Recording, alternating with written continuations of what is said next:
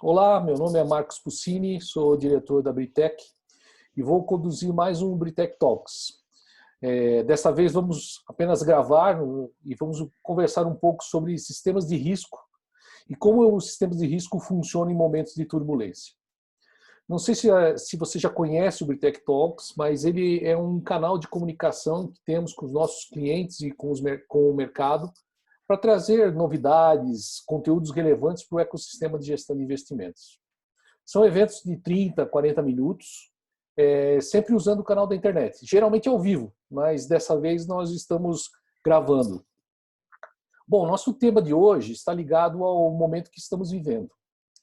Um momento de alta volatilidade nos mercados financeiros globais, onde fica mais evidente a necessidade de um sistema que permita a gestão proativa de risco de mercado e liquidez. Quando a gente coloca isso na mente, começa a pensar, né, algumas perguntas aí nos vêm à cabeça. Né? Será que ferramentas de risco realmente funcionam durante esses cenários de crise financeira? Saber o valor do meu risco realmente é suficiente? Todos os meus limites de risco foram violados. Né? O que fazer? Né? E agora? Né? Como interpretar o meu relatório de risco? E é possível usar uma ferramenta de risco para apoio à gestão? Nesse momento, né, entra uma necessidade de aprofundamento e conhecimento um pouco mais amplo. E para responder essas e outras perguntas, hoje a gente convidou o Fred Werneck, que é especialista em ferramentas de risco de mercado e liquidez da Britec. O Fred, vou passar um pouquinho do currículo dele. O Fred é um economista com especialização em gestão de riscos pela B3 e MBA em engenharia financeira pela Poli-USP e atua há mais de 10 anos nesse mercado. O Fred foi cofundador e CEO da Cyrnal International, uma das principais software houses de risco de mercado entre 2006 e 2015, quando a Cyrnal foi adquirida pela Britec. Fred, está tudo bem? Como é que você está? Seja bem-vindo. E venho te convidar aí para um desafio, né? E aí, as ferramentas de risco realmente funcionam durante uma crise financeira? Boa noite, Puccini. Tudo bem? Obrigado pelo desafio. Na verdade, é sempre um prazer conversar sobre esse tema, né? O risco de mercado é algo que está sempre tema, né? de boas conversas, e especialmente agora, nesse momento que a gente está vivendo, que é um momento de grande volatilidade, turbulência nos mercados. Então, realmente o desafio é válido, tá bom? E já respondendo a sua pergunta, depende, tá? Essa é uma resposta de consultor aí, Fred. Depende. Depende, né? Na verdade, né, o que acontece, né? Tudo depende exatamente da metodologia da qual a sua ferramenta, né, de risco ela está adotando, tá? Se você hoje, né, você tem diversos modelos, muitos deles acadêmicos, né, acabam não se aplicando, outros aí utilizados pelo mercado, mas muito a grosso modo a gente identifica duas famílias principais de metodologia. Você tem os modelos paramétricos e os modelos não paramétricos. Os modelos não paramétricos são os modelos que se utilizam de simulações para poder gerar, né, chegar, no final de contas, no valor em risco, no VaR que nós buscamos. Tá? Você tem a simulação histórica, você tem o método de Monte Carlo. Tá? São modelos... É uma metodologia bastante interessante, tá? Ela é bem eficiente, só que o problema é que ela é bastante intensiva computacionalmente. Então, dependendo do tamanho do portfólio, dependendo do volume de ativos, né, se você está fazendo explosão e consolidação, essa metodologia ela pode ficar um pouco custosa em termos computacionais, de tomar um pouco mais de tempo que você gostaria. Tá? Na outra ponta, nós temos os modelos paramétricos, né? A gente tem alguns modelos, mas o delta normal aí é o mais né, usual, digamos assim, são modelos que eles utilizam algumas técnicas estatísticas para poder padronizar as distribuições e te conseguir, né, de forma mais simplificada, trazer, né, os números que você precisa para os cálculos aí de valor e risco e outros cálculos correlacionados, tá? Na verdade, essas técnicas estatísticas elas se utilizam de algumas premissas exatamente para poder simplificar esse cálculo. E é exatamente aí que mora o perigo, porque uma das principais premissas, né, quando a gente fala de VAR, é exatamente aquela assumindo condições normais de mercado, né? Então, você quando está analisando seu VAR, a primeira coisa que você fala, ó, dadas as condições normais de mercado, dado o intervalo de confiança e a janela de tempo de análise, tá? E aí você dá o seu número. O problema é exatamente esse assumindo condições normais de mercado, tá? Por quê? O que quer dizer isso?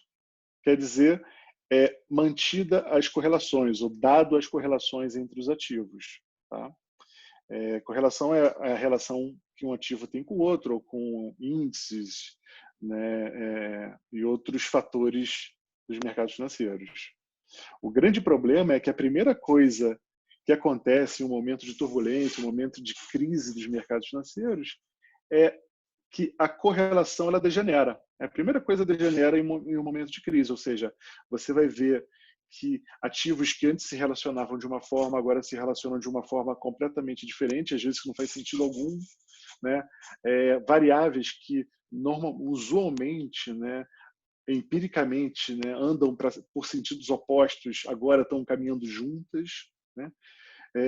Alguns estudos falam sobre as correlações dos ativos aumentarem em períodos de alta volatilidade.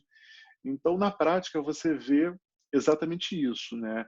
A correlação ela acaba perdendo um pouco do seu sentido e isso acaba, né, afetando diretamente a eficiência dos modelos paramétricos, entendeu? Não que eles percam completamente a sua eficiência, mas é necessário ficar atento, né? Como no caso de um modelo paramétrico, qual metodologia especificamente ele está utilizando, exatamente para não cair nessa armadilha, né, de achar que você está, né, com um modelo calibrado e dado um momento volátil, o seu modelo acaba não estando tão calibrado assim como você imagina. Uhum, entendi. Num terreno meio turbulento, né? De repente a regulagem ela precisa ser ajustada, né? Que eu acho que imagino que é o momento de crise gera essa turbulência, né? Então o carro pode estar todo reguladinho, certinho, mas não esperava os buracos surgindo no caminho e aí essas regulagens precisam ser refeitas, né? Ou precisam ser reajustadas, né? O importante é o gestor de riscos, ou quem estiver pilotando o sistema, é interessante que ele conheça a fundo, né, o modelo que ele está trabalhando, a metodologia que o modelo da ferramenta de risco que ele escolheu, como essa metodologia funciona, né, exatamente para escolher, né, quais caminhos traçar, né? Dependendo do modelo, você acaba tendo que usar outros caminhos, né, para você não ter o risco super ou sobreestimado. Entendi. E no caso da ferramenta da Britec de risco, ferramenta de risco da Britec, como ela se sai em momentos como esse? Bom tema. Na verdade, como funciona? O Atlas Risk Hub, ele trabalha com dois modelos, né, simultaneamente. Ele trabalha tanto com o modelo paramétrico quanto o modelo não paramétrico. Dessa forma, eu consigo oferecer ao gestor o poder de escolha. Na verdade, ele pode definir, né, compreendendo, né, como esses modelos funcionam, né, os pontos fracos e os pontos fortes desses modelos, compreendendo o perfil dos seus portfólios, os ativos que compõem seus portfólios, os objetivos de investimento. Com isso, ele consegue decidir o que é mais adequado utilizar. Ah, não, vou usar só o paramétrico. Não, nesse caso aqui, o mercado está um pouco volátil, eu vou trabalhar com o modelo paramétrico e o Monte Carlo para me dar apoio. Ou então vou usar a simulação histórica também, entendeu? Então, o interessante do Atlas Risk Hub é exatamente essa possibilidade, né, de oferecer mais de um modelo para o gestor trabalhar e ele escolhe o que for mais adequado para aquele momento. Um outro ponto interessante é que o modelo paramétrico, né, utilizado pelo Hub, chamado de modelo multifatorial, ele é bastante interessante porque quando ele vai fazer o cômputo da volatilidade, que no final, lá na última ponta, vai chegar no VAR, né, ele utiliza não só o dado do ativo, ou seja, a volatilidade do instrumento que você está mensurando o risco, mas também outros fatores, né, que a gente chama de fatores de estilo, né, que entram também nessa conta, né, fatores fundamentalistas das empresas que emitem esses títulos. Então, você pode, por exemplo, no caso de uma Petrobras da vida, ele está computando não só a volatilidade da ação Petrobras, mas também os números da Petrobras como empresa, por exemplo, o grau de endividamento, o market cap dela, o volume de ações em circulação, né? Por que ele faz isso? Exatamente para tentar segmentar. Na verdade, o que ele faz é ele segmenta o risco em risco específico, que é exatamente essa componente idiosincrática, mais o risco fatorial, que é essa parte do fator que normalmente tende a ser um pouco mais conservador, ele é um pouco mais menos inelástico a movimentos de curto prazo. Então, quando isso é somado, você tem aí o risco total para aquele ativo, né, que tende a ser, né, uma metodologia bem mais robusta do ponto de vista, se você estivesse calculando, por exemplo, utilizando simplesmente um beta, entendeu? Então, o Risk Hub, além de oferecer mais de uma metodologia para que o gestor possa escolher qual é a mais adequada, o modelo paramétrico também ele tem essa peculiaridade que faz ele bem mais aderente ao momento de alta volatilidade dos mercados. Com essa conjuntura aí, legal, entendi. Mas eu já tinha ouvido algumas pessoas comentando assim, poxa, mas minha ferramenta que eu tenho em casa já calcula aqui o VAR diariamente. Então, ele diz, não, eu estou preparado aí para cenários de crise. Deixa eu te fazer uma pergunta, Fred, mas se uma ferramenta, se uma empresa, se uma pessoa utiliza uma ferramenta de risco que calcula o VAR diariamente, ela pode se dizer que está preparada para cenários de crise como estamos vivendo? Bem, nem de perto. Definitivamente a resposta é não, tá? Calcular o VAR é importante, é super importante você ter o cálculo do VAR em mãos, você ter uma metodologia de cálculo definida, tá? Mas não é suficiente para, do meu ponto de vista, um gerenciamento eficiente de risco, tá? O VAR, na verdade, ele funciona como um alicerce, tá? Onde você constrói em cima dele toda a sua estrutura de risco. Agora, se o alicerce for, né, frágil, toda essa estrutura acaba condenada. E quando eu chamo estrutura, né, o que eu chamo de estrutura de risco? São todos os processos, métodos, manuais, pessoas, sistemas envolvidas no gerenciamento de risco. Tá? Então, não adianta, né, você querer ter o VAR calculado, né, botar um relatório bonito na ponta da mesa, mas se você não tem outros processos envolvidos, né?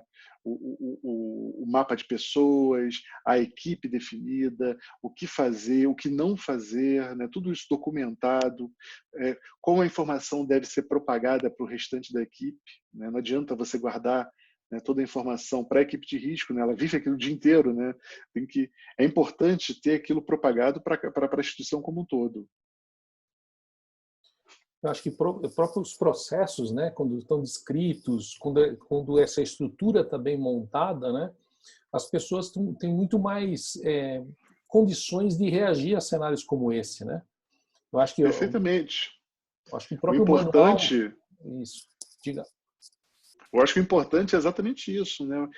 A ideia é que ninguém seja pego de surpresa. Todo mundo deve, né, em um momento, vamos chamar de um momento de contingência, né? Imagina que vários limites estão sendo violados, né? O pânico é a pior coisa que você pode ter naquele momento. Uhum. Isso endereça também uma pergunta que eu tenho ouvido muito, né? As pessoas ficam em dúvida, né? Suponha que eu tenho toda essa estrutura de risco bem montada, com os processos definidos, vários limites de compliance criados, e o que acontece? O que ele tem que fazer quando esses limites são violados, né? O que fazer, né? O que eu devo fazer quando esses limites são violados? Exatamente, é exatamente por isso é tão importante você ter uma estrutura robusta de risco dentro da sua instituição, né? Em um caso como esse, né, qual seria o correto, né? Você buscar lá dentro do manual de práticas, né, ou manual de boas práticas de risco, ou, né, aí chame-se como quiser, mas buscar lá no manual de risco e procurar, né, o que devemos fazer em caso de uma violação, né? Primeiro ali deve ter, né, quem vai ter autonomia, né, para a tomada da decisão, né? Quais são as opções possíveis, né? O que, né? Eu tenho autonomia para zerar a posição? Eu devo lançar a mão de uma estratégia de proteção? Como deve ser feito? Que tipo de instrumento a gente pode usar nesse momento? Quanto tempo esse limite pode permanecer violado? Eu posso encerrar o dia com o limite violado ou não? Tem que ser ao longo do dia, antes do fechamento do fundo, né? Eu posso redistribuir as minhas posições para os outros fundos da instituição, exatamente para tentar reverter isso aí de uma forma, né, mais suave, né? Então, é importante que toda essa informação esteja muito clara dentro de um manual de contingência, vamos chamar assim, né? E que todo mundo saiba aonde encontrar, né, esse manual e o que fazer nesse momento, exatamente para, como eu disse antes, né? O importante é que todo mundo saiba o que fazer, né? Todo mundo que tem que ser avisado, né, seja avisado, né, e que não gere pânico. O pânico é a pior coisa que pode acontecer num momento como esse, que acaba gerando decisões equivocadas e acaba, às vezes, piorando o problema. Nesse caso, criatividade é importante, né? Mas ter processos bem definidos, playbooks, com ações a serem tomadas ou possibilidades já descritas, já testadas eventualmente, né? Dão muito suporte a situações como nós estamos vivendo hoje, né? Exatamente. Na verdade, né, com um bom manual, um bom playbook de risco de Uhum. mercado, você consegue evitar o risco operacional, que é exatamente, Sim, né, falha de comunicação ou pessoas tomando ações que são inadequadas para aquele momento. entendo sim. E, Fred, na tua visão, o que um bom relatório de risco deveria ter? Assim, o que ele deveria compor, o que ele deveria apresentar? Qual que é a tua ideia aí sobre um bom relatório de risco? Bem, acho que o primeiro passo para um bom relatório de risco é esse relatório ele está de acordo com o perfil, né, da instituição, né, ou as carteiras ou fundos que estão sendo geridos ou administrados, a composição dessas carteiras, né, que ativos estão sendo, né, geridos dentro de cada um desses portfólios e quais são seus objetivos de investimentos. Não adianta você ter um relatório com trocentos números, várias contas dentro dele, se, né, quando você olha para ele não te diz nada. Eu acho que um bom relatório ele tem que não precisa ter muita informação, mas tem que ter informações-chave, exatamente para que ele seja uma foto, né, do risco para aquela carteira naquele momento, e uma foto que tenha, né, informações importantes, como, por exemplo, né, aqui a sua carteira está exposta. Né? Quais são os fatores primários de risco que têm impacto no seu portfólio? Qual é o tamanho dessa sensibilidade? Isso é mensurável, tá? Exatamente para se você, né, está antecipando algum movimento de mercado, algum revés logo à frente, você já, olhando o relatório, você já sabe, olha, eu tenho uma exposição de X% a determinados fatores de risco, a indústria petroquímica. Se eu acho, por exemplo, que vai ter uma reunião aí dos produtores de petróleo, vai ter problemas logo à frente, né? Dado a minha sensibilidade, eu vou ter um grande impacto no meu portfólio. Então, vou me precaver, né? Aí eu posso ou zerar a posição, ou criar uma estratégia de proteção, né? Então, tem N caminhos, né, para você já se antecipar ao movimento que pode vir à frente. Mas é importante que você conheça, né, exatamente as sensibilidades do seu portfólio, né? É importante que você tenha nesse relatório os cenários de estresse, não só os cenários exigidos pelos autorreguladores, mas também cenários, né, reais, né, aplicados e construídos para o seu portfólio em si. Eu acho que é, o VAR, cenários de estresse e as sensibilidades são as informações-chave para um bom relatório de risco. E, obviamente, dependendo do perfil do portfólio, você pode incluir outras informações, como duration, gregas e por aí vai. Mas eu acho que o básico é isso. O relatório ele tem que atender a você. É o primeiro passo. Nesses cenários, né, uma visão da reação, né, é o que mais a gente vê, né? É o pessoal reagindo, né, numa ação de reação a cenários que vão surgindo. Mas eu acredito que a gente tem condições de ser proativo, né, na gestão de risco. É possível a gente utilizar ferramentas de risco para fazermos uma gestão mais proativa do risco? É um bom ponto, tá? E a resposta é sim, né? Na verdade, uma ferramenta de risco ela não se limita só ao cálculo do VAR, né? Ou melhor, não se deveria se limitar só ao cálculo do VAR, a geração de relatório e a construção de limites, né? Obviamente, isso é importante, é necessário, tá? Uhum. Mas uma boa ferramenta ela deve proporcionar ao seu gestor ser proativo, né? Dar apoio ao processo decisório, dar apoio à gestão. Como é que pode ser feito isso? Né?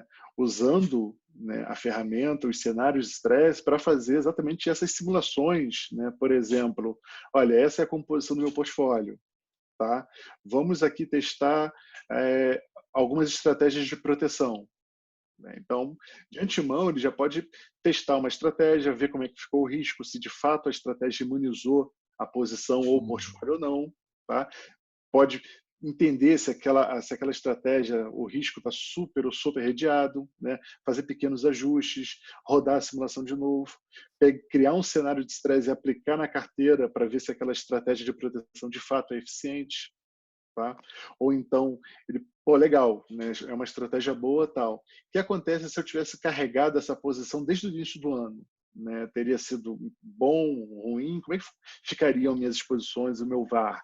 Né? Então, uma boa ferramenta de risco, ela tem que fazer isso, né? Ela tem que te permitir fazer esses testes what if, né? O que aconteceria se eu tivesse feito tal em tal época, né? E carregado aquilo para hoje, tá? Além da possibilidade de backtest, exatamente para entender, né, dado esse novo cenário que você criou, essa nova estratégia que você criou, né, como é que ficaria o VAR, né? Se o VAR seria eficiente, se teriam violações ao longo do tempo, aplicando o estresse em cima. Tá? Então, acho sim que uma boa ferramenta de risco deva, né, apoiar no processo decisório, dando ao gestor aí caminhos, ferramentas para ele poder moldar diferentes cenários e estratégias para aquele portfólio, inclusive entendendo de antemão, né, uma operação, por exemplo, eu vou vender tal papel, vou comprar tal produto, né? Uma boa ferramenta ela já tem que dar esse número de antemão, tem que saber, se você se desfizer desse papel ou comprar esse outro, vai ter um impacto de tanto no seu portfólio, né? Não necessariamente ele precisa realizar a operação para poder calcular o risco. Isso tem que ser, a boa ferramenta tem que já informar isso, né, de antemão para ele. Uhum. E acho que é isso aí. Isso já permite essa visão proativa, né? Perfeitamente. Você tem como demonstrar um pouco para a gente assim, como funciona a solução de gestão de risco da Britec? Dar uma passada rápida aí para o pessoal conhecer um pouquinho da interface, o que é uma ferramenta de risco, o que é, ou seja, dá uma pequena apresentação, um pequeno overview do funcionamento de uma solução de risco? Claro, sem problema. Eu vou compartilhar então a minha tela.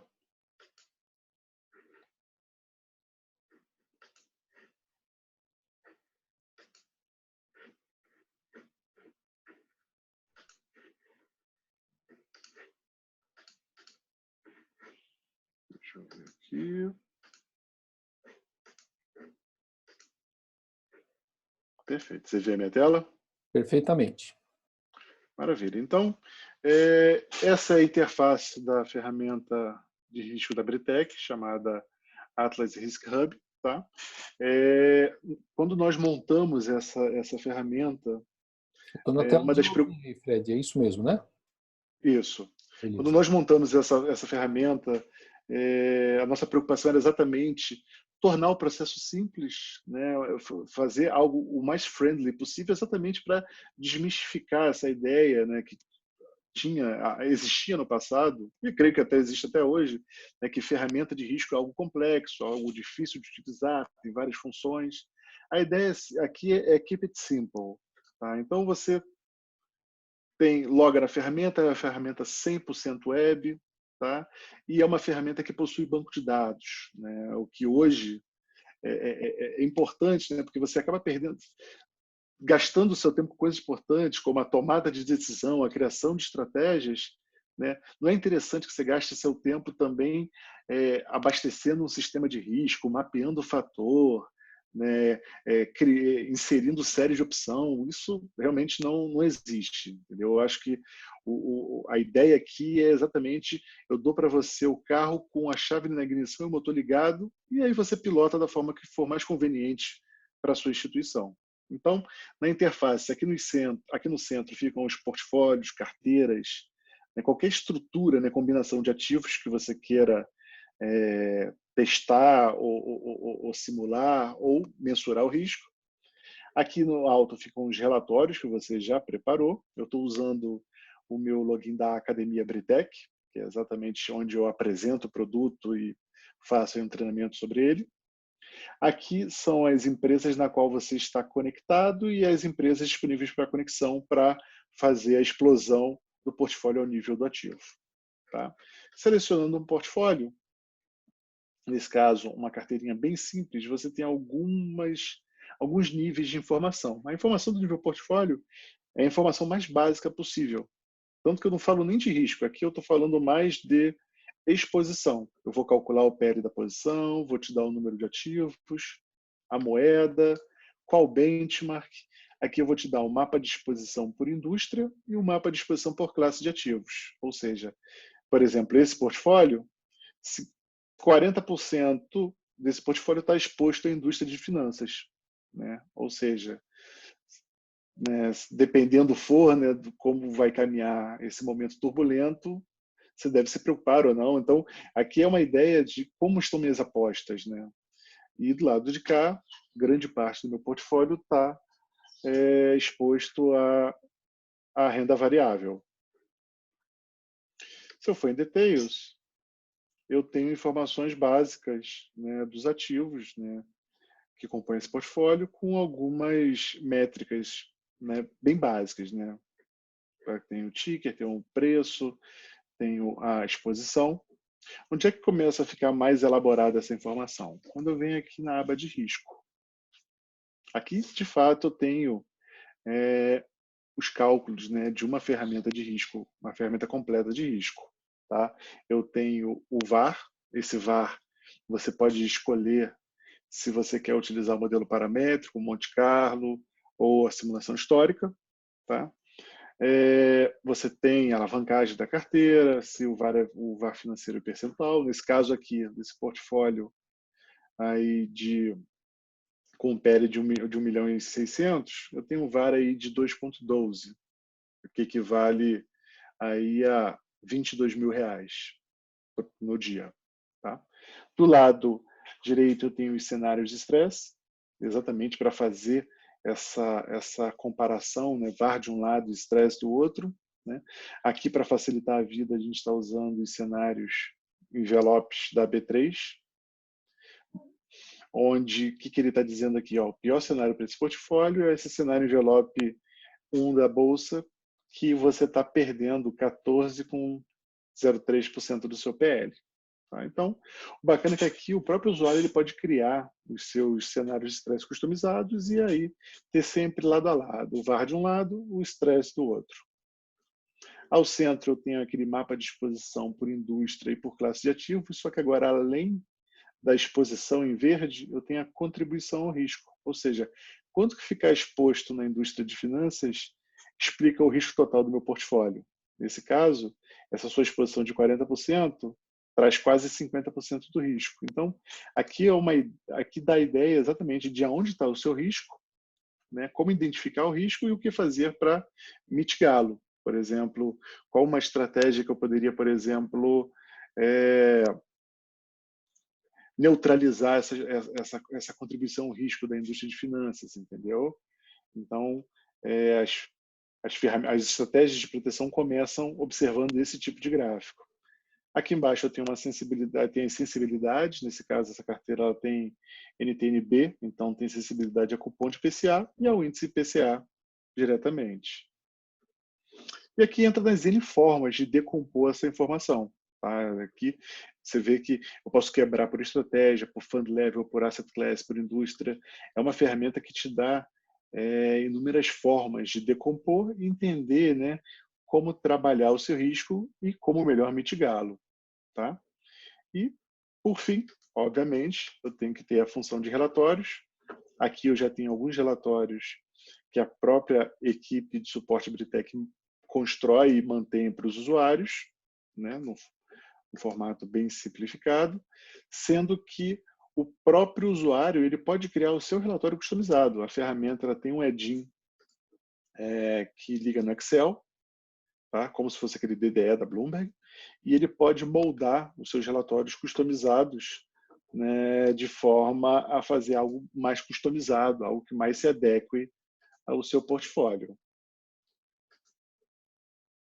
E basicamente é isso.